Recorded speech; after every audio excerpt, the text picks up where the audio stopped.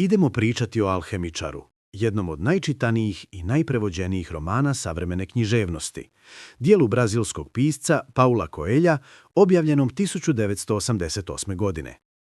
Knjiga, napisana jednostavnim, ali duboko simboličkim stilom, postala je globalni fenomen jer govori o potrazi za ličnom legendom, unutrašnjim pozivom koji svako od nas nosi i hrabrosti da slijedimo put koji nam je često nevidljiv, ali uvijek prisutan negdje u tišini srca.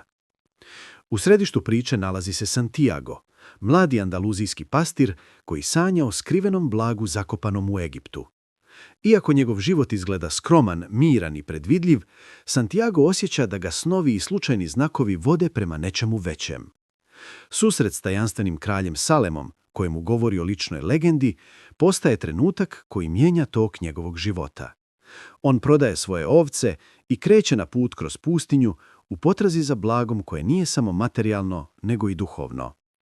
Dok prelazi iz jedne kulture u drugu, Santiago upoznaje trgovce, putnike, ratnike, učitelje i naposljetku alhemičara, mudraca koji ga podučava da se najveća istina krije unutar čovjeka, ali da se otkriva tek kroz iskustvo svijeta.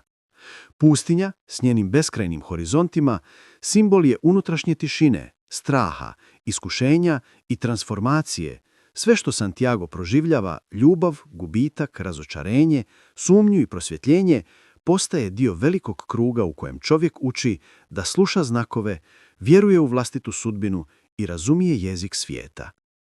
Coelho koristi jednostavne slike i simbole, ali iza njih se kriju univerzalne poruke, da se istinska potraga za srećom uvijek odvija unutar nas samih, da nas život testira baš onda kada smo najbliže cilju, da se strah ne pobjeđuje snagom, nego vjerom i da je blagostanje duše najvažnija nagrada koju čovjek može dosegnuti.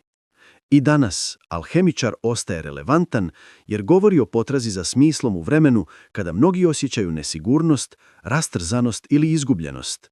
Njegova snaga leži u jednostavnosti koja ne pojednostavljuje život, nego ga otvara, nudi čitatelju mjesto za introspekciju i motivaciju da zakorači prema vlastitoj legendi.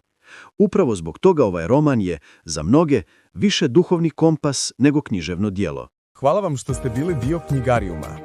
Ako vam je ova priča donijela novu misao, novu ideju ili samo jedan miran trenutak, onda je ispunila svoju svrhu.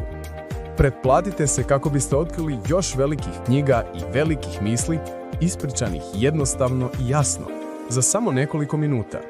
Do sljedeće priče čitajte, učite i rastite.